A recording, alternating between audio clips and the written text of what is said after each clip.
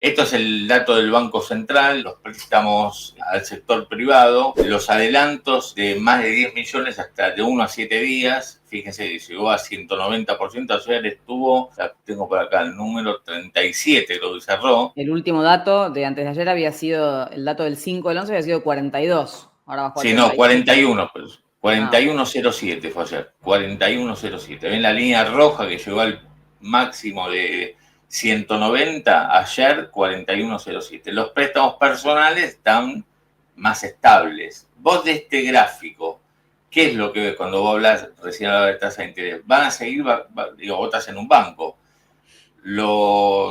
Así como viene bajando para las empresas a 7 días, el descubierto, que era el más volátil también, el que más alto había llegado. Los personales están más estables. Vos ves que puede haber una baja de los préstamos personales, el costo, ¿no? Más baja en lo que es préstamo descubierto a las empresas. ¿Qué es lo que estás viendo? El gobierno, para llegar a las elecciones, una de las medidas que había tomado a mediados de agosto fue una suba de los encajes que llegaron a su nivel más alto en 30 años.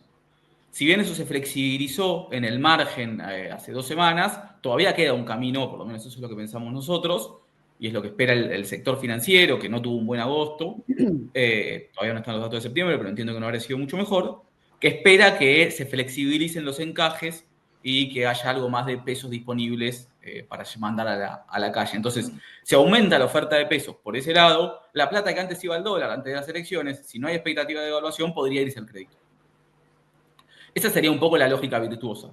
Y ese aumento en la oferta de pesos debería presionar a la baja la tasa y hacer que las empresas puedan volver a invertir. Y digo las empresas y no tanto las familias, que son las de los préstamos personales, que ahora me meto con eso. Pero la clave, entonces, es que haya un poco más de pesos en la calle y que esos pesos no se vayan al dólar. ¿De dónde podrían venir esos pesos? Bueno, de dos lugares. Uno es el aumento de los encajes, la baja de los encajes que aumentaron en agosto. No solamente el coeficiente de integración, o sea, el porcentaje de cuánta plata inmovilizada tiene que dejar un banco, sino, quizás es muy técnico, esto suena más técnico, pero que en lugar de ser un promedio diario, ¿sí? Que uno tenga que tener todos los días la misma cantidad de plata en el Banco Central inmovilizada a tasa cero, puede ser un promedio mensual, como fue desde el 2002 hasta agosto de este año.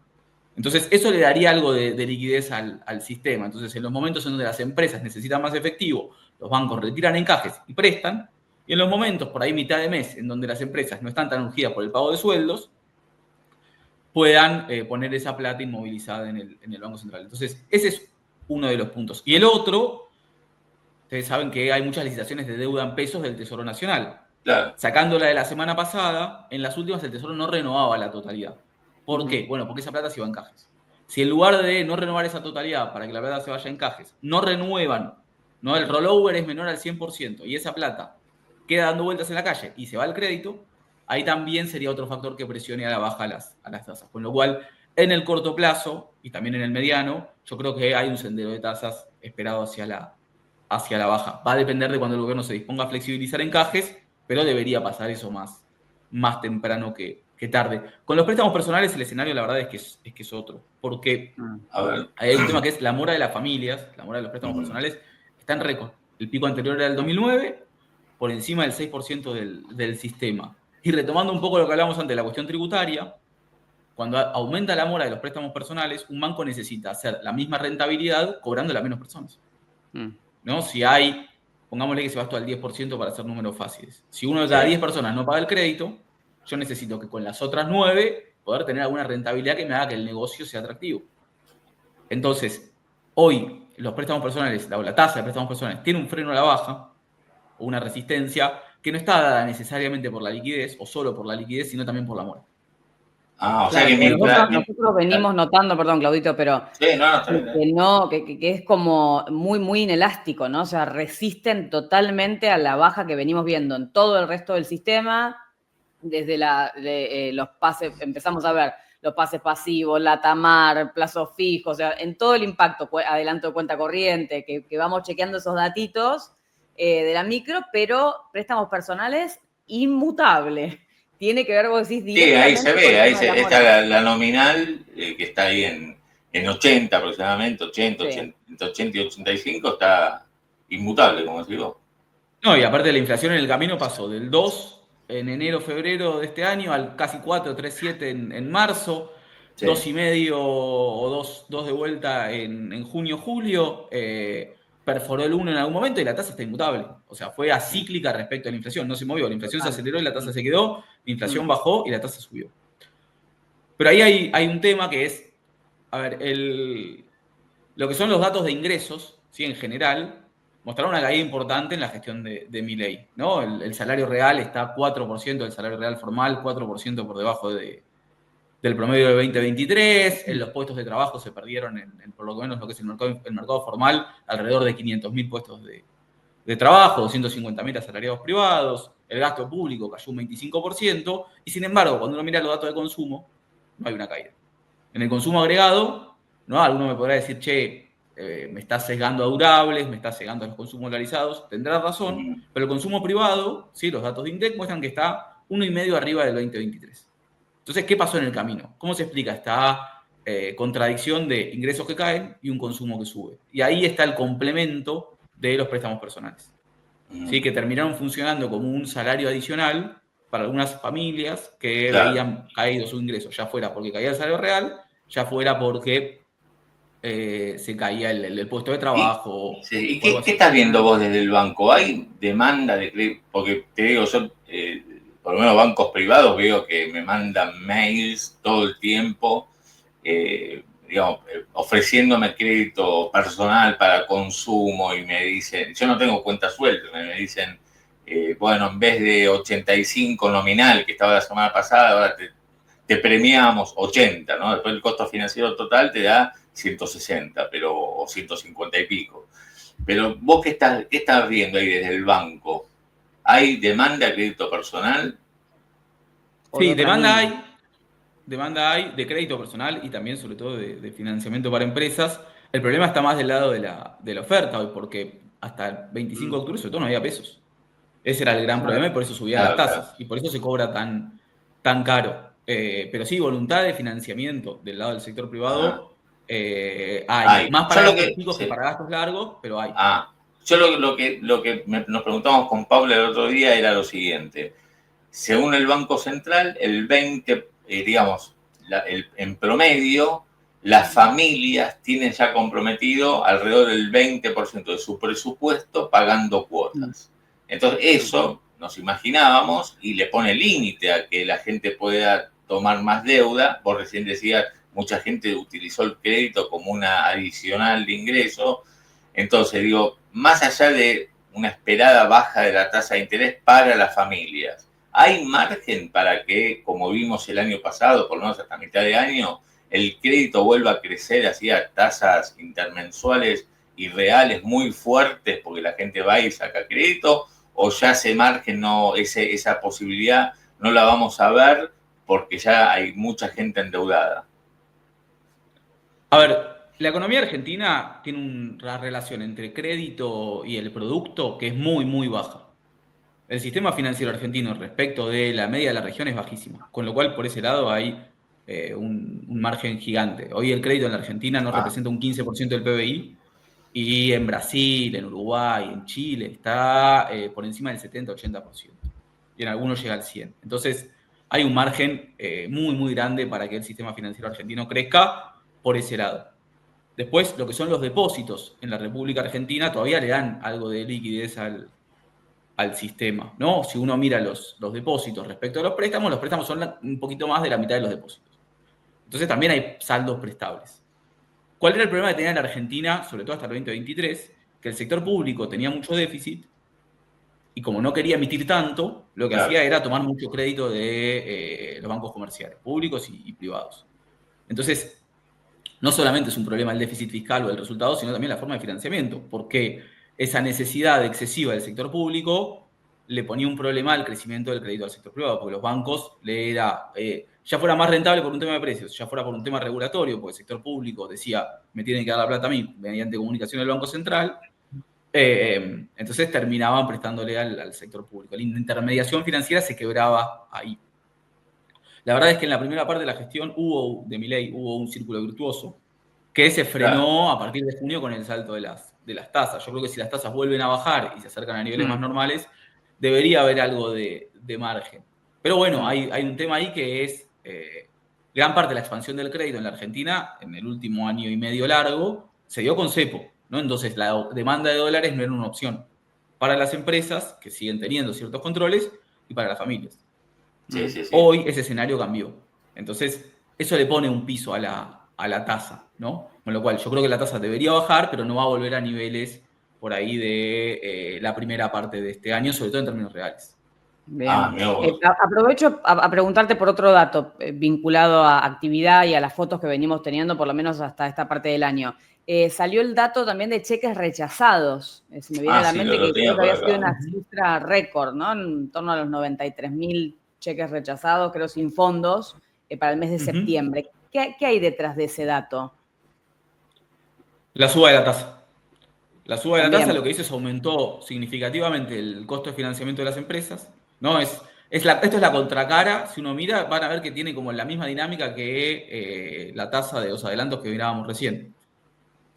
Lo que está detrás de esto es eso, es la suba de la tasa, que lo que volvió es que las empresas que antes por ahí podían girar en descubierto, les subiera muchísimo la tasa de interés y no lo pudiesen hacer más. Entonces, ese costo, ese aumento del CFT, ese aumento del costo financiero total, generó el aumento de los cheques rechazados. Porque vos decís, tenías que, era fecha de pago de ese cheque, por ahí te cubrías con descubierto, no lo podías hacer por la elevadísima tasa que un día llegó al 190% y cayó la fecha de pago del cheque sin fondos. Un poco eso es. Claro, entonces, antes las empresas, una empresa llegaba un momento del pago del cheque y no tenía los fondos. Entonces tenía que endeudarse, o con un proveedor o con el banco. Llamaba al banco y le decían, te cobro 50%. Anual, ¿no? Obviamente, el adelanto es a 7 días. Pero te cobro un 50%, listo. Me endeudo con vos, le pago al proveedor. No aparecía eso, estaba invisibilizado en esta estadística. También hay que decirlo, las economías funcionan así, funcionan con descubiertos. Digo, no es que es un Sí, problema. obvio, es normal. Llamaban ahora en septiembre y le decían, como decía recién vos, te cobro 190%. Bueno, no me cierra. Prefiero endeudarme con el proveedor, prefiero que vuelva el cheque a tener que pagar esa tasa. Ok. Entonces, si las tasas bajan, las empresas van a volver a endeudarse con los bancos en lugar de hacerlo con sus proveedores. Acá lo estamos viendo, los proveedores de las empresas, pero llegó al extremo también. Si eso seguía tensando, podía traer un problema al pago de sueldos. Claro. No llegó a verse eso de manera generalizada porque duró poco. Pero bueno, ese es como el otro correlato. Las empresas se endeudan. Esto lo deberíamos empezar a ver para abajo, los cheques rechazados. Entonces, pues, la tasa de interés está para abajo. Octubre no. Claro, puesto septiembre. Porque octubre no, o sea, tres semanas o 25 días de los 31 que tuvo el mes, siguió estando el problema de la tasa bajó más lento, de hecho, que lo que subieron los bonos y las acciones, por decirlo de alguna manera, pero ya en noviembre sí se debería ir normalizando eso. Acá, mira, nos pregunta Federix, dice, ¿pueden preguntarle a Matías cómo ve lo de los créditos hipotecarios? ¿Cómo ve lo de los créditos hipotecarios? A ver, los créditos hipotecarios tuvieron un boom publicitario en la primera parte de la gestión, en la segunda mitad del año pasado, pero que nunca se trasladó al mercado. ¿Sí? Yo por lo menos entraba a Twitter y veía un montón de comparativo de créditos UBA, de bancos que me ofrecían créditos y demás, pero la verdad es que hoy todavía el mercado está bastante quieto. Cuando uno mira lo que es el indicador sintético de actividad de la construcción que genera el INDEC, que elabora el INDEC, está 30% todavía por debajo del 2023, y ahí no es solamente la caída de la obra pública, eso explica una parte importante del deterioro, obviamente, de la actividad del sector, pero también hay una caída de la actividad privada. Y ahí hay un tema que es, con dólar barato, ¿sí? Más interesante que mudarse o más interesante que construir es refaccionar la casa, ¿no? Porque todo lo que son los electrodomésticos, las distintas cuestiones que tiene una casa, los títulos utilitarios, son más baratos y sobre todo se pueden comprar en cuotas si el dólar está barato. Son los típicos, los economistas decimos transables, porque se pueden importar o exportar. Una mesa, una biblioteca, un televisor, un sillón, etc. En cambio, si el dólar sube, ahí sí empieza a ser más negocio la construcción. Con lo cual, si uno cree en esta lógica que dice el gobierno de vamos a conseguir financiamiento y se viene el año de dólar barato, ahí sí tendría sentido no tendría tanto sentido en el crédito hipotecario. Si uno dice, bueno, La Argentina no le van a prestar tanto, y es una situación distinta a las otras épocas que tuvo la Argentina de tranquilidad cambiaria. Yo estoy pensando en los 90, estoy pensando en la primera parte, o si quieren, en el gobierno del kirchnerismo más largo, y estoy pensando en la primera parte de Macri. Es distinta esta etapa. Primero porque la Argentina arranca con un stock de deuda muy alto, cosa que en los 90 y en la primera parte de la gestión de Macri no estaba. Y después hubo un cambio importante en lo que es la canasta de importaciones de la Argentina. En los 90 los celulares, las computadoras, los televisores, cambiar el auto cada una cantidad de años, no sé, cada 5 o 6 años, no era algo, era algo muy atípico, no existía eso, tener un celular, tener un televisor, o tener, no sé, más de un televisor por casa. Entonces, sí. todo ese cambio lo que hizo fue aumentar las importaciones de la Argentina en un contexto en donde las exportaciones, si bien crecen más lento. Entonces, por eso las posibilidades de sostener el tipo de cambio, o dicho de otra manera, las posibilidades de que el dólar sea un recurso abundante, son complicadas. Entonces, por eso yo decía, hoy el dólar sigue siendo un recurso escaso. Y seguirá siendo por lo menos en los próximos 2 años.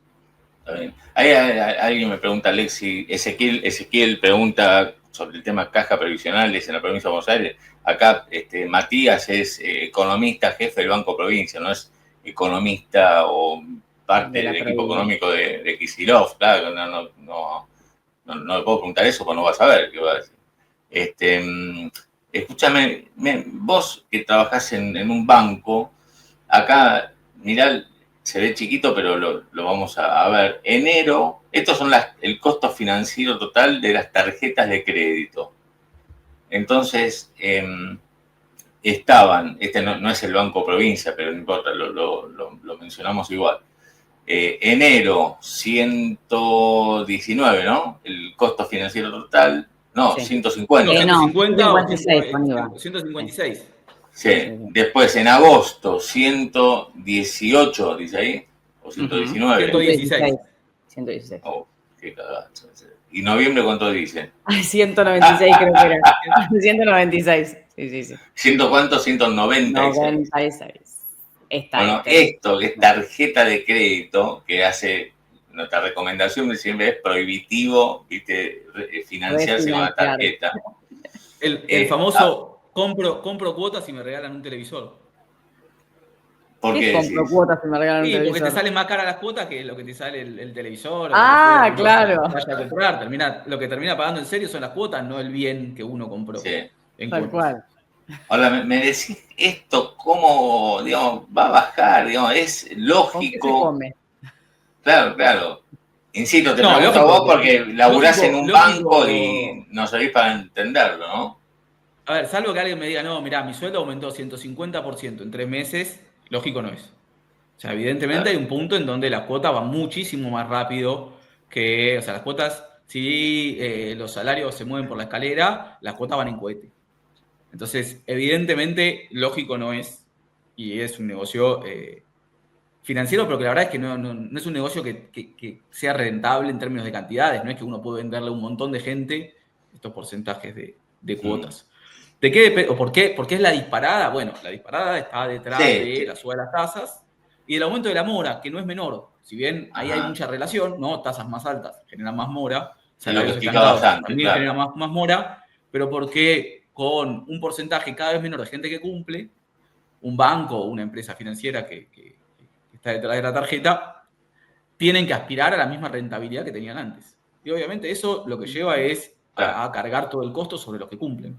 O sea, volvemos como cuando hablábamos sobre los personales. Hasta que no baje la morosidad, no vas a ver baja y hasta que no bajen las tasas, ¿no? Costo. Claro. Sí. Tienen que darse esas dos cuestiones. Sí, porque hoy, para un banco, tener un incumplimiento de tarjeta es carísimo.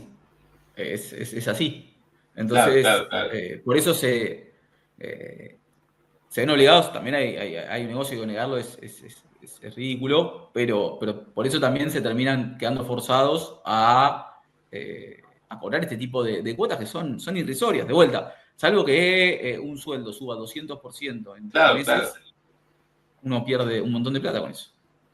O sea, por eso, ¿no? No sé si tenés, pero hay estadísticas de muchos usuarios que en el caso de Banco Provincia tengan que caer al pago del mínimo, a la refinanciación, digamos, es foto de época esto, y después se refinancia con un personal. ¿Cómo se ve toda esa secuencia? Bueno, cuando uno puede refinanciar con un personal para pagar la tarjeta, lo que hace es bajar un poco la tasa, Claro. en general, pero sigue siendo caro. Sí, Claro. sí, Y obvio. además ahí hay un tema que es, muchas veces hay un descalce de plazos, porque el personal muchas veces es un año y las tarjetas, por ejemplo, acá lo estamos viendo, son a 3 cuotas.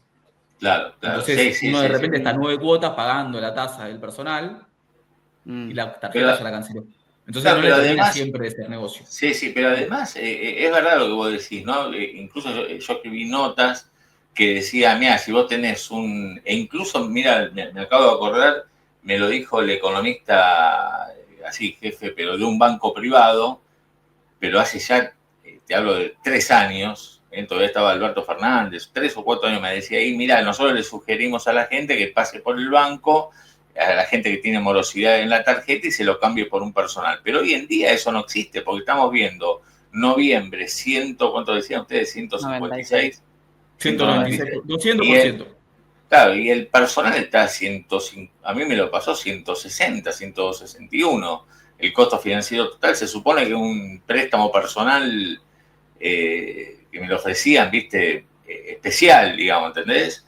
Entonces, eso hoy no existe. Por donde vas, son costos financieros totalmente descoordinados respecto de los ingresos que podés tener. Es un problemón. Sí, a Para, ver, sí, los argentinos vivimos muchos años con mucha inflación, ¿no? Llegamos a tener 210% de inflación. En ese contexto las cuotas se licuaban, porque Claro. no solo había claro, mucha claro, inflación, sino que la efectivamente. inflación se aceleraba constantemente. Entonces, venía hoy, cerraba uno un préstamo personal y te decían 150%, que es la inflación, no sé, los últimos 12 meses. Ok, parece un montón, pero voy y lo pago. Y de repente la inflación se aceleraba. Porque, ¿cuál sería el escenario si hoy se dispara el dólar? De repente nos levantamos mañana y el dólar en lugar de estar en 1.500 está a 3.000. Bueno, la inflación se va a acelerar y estas cuotas van a pasar a parecer, entre comillas, razonables. El problema justamente Claro. es que hoy no pasa eso. La inflación no licúa las cuotas. Entonces nos acostumbramos a un sistema en donde las cuotas se pagaban solas y el orden de la inflación genera un montón de beneficios en términos macroeconómicos, pero también implica una transferencia de recursos de deudores a acreedores, porque las tasas quedan largas.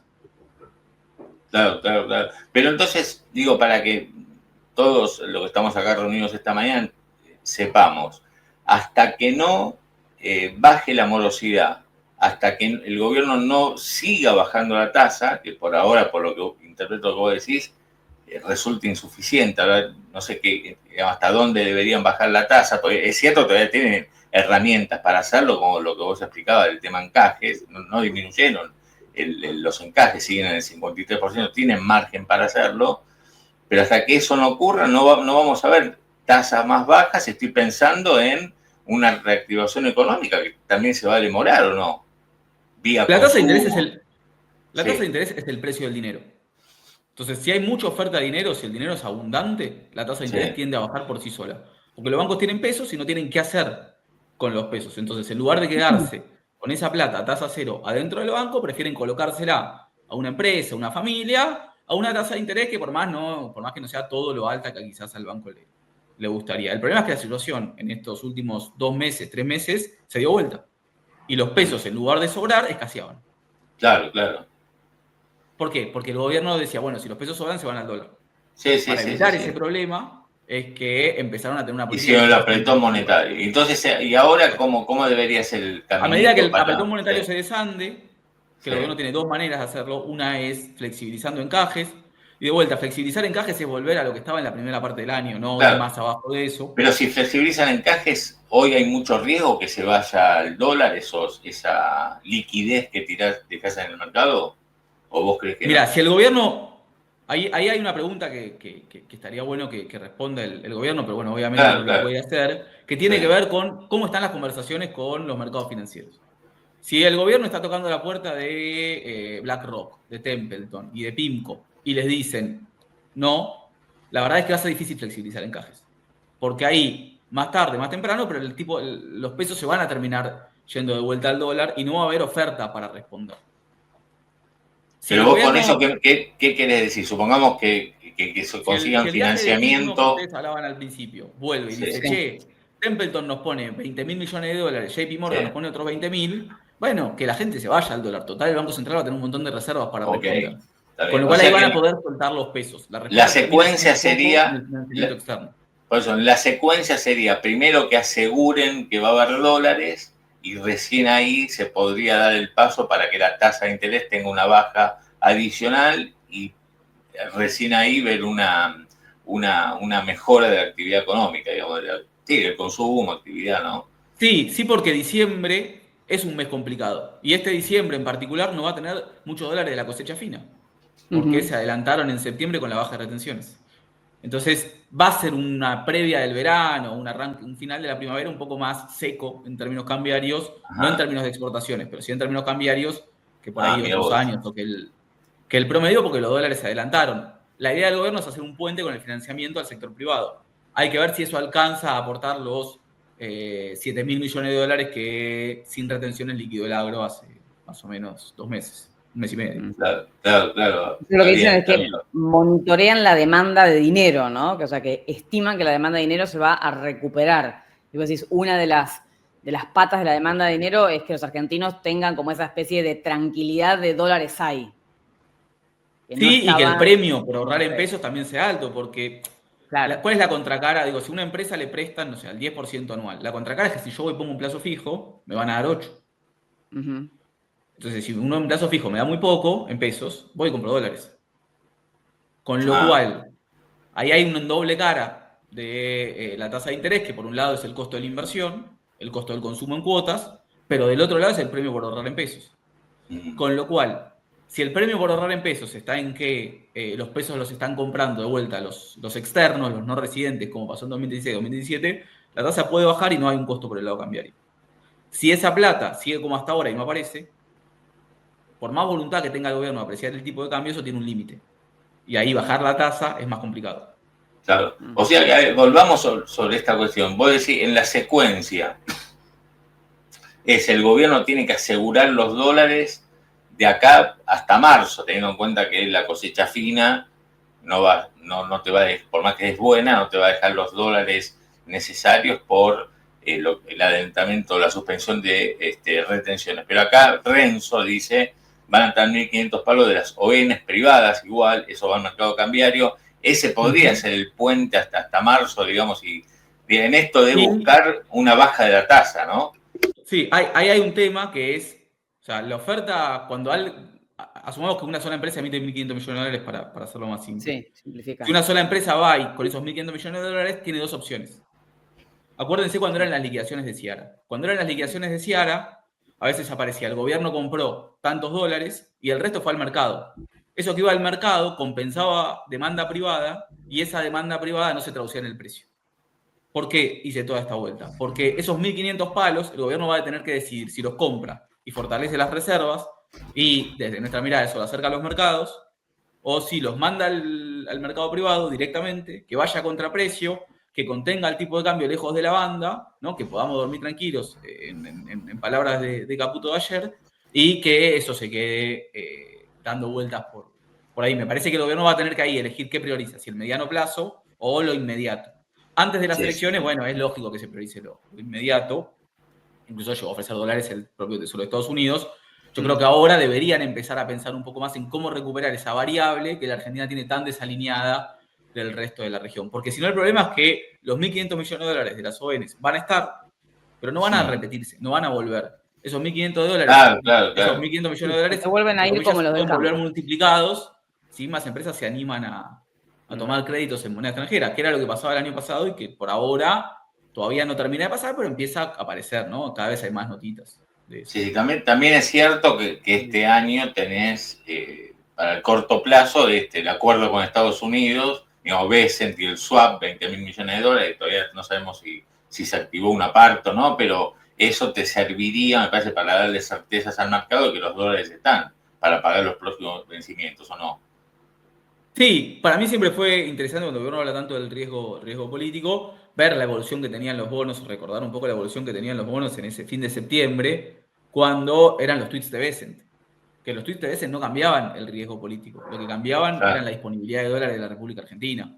Con lo cual, el problema, negar que este gobierno tiene más posibilidades, o este esquema político tiene más posibilidades de conseguir financiamiento externo que un escenario en donde el peronismo hubiese ganado las elecciones no tiene sentido y por eso se explica la baja de los bonos, pero en última instancia depende de la capacidad de generar dólares que tenga la economía argentina, tanto Sí, por el sí, lado sí, real como por el lado financiero, y por eso los tweets de Bessent, Claro. por lo menos en la lectura que se hacía en el momento, no movían el amperímetro político, pero sí claramente la posibilidad de ofrecer dólares que iba a tener Bien. Argentina, en ese caso a los acreedores Está bien. externos.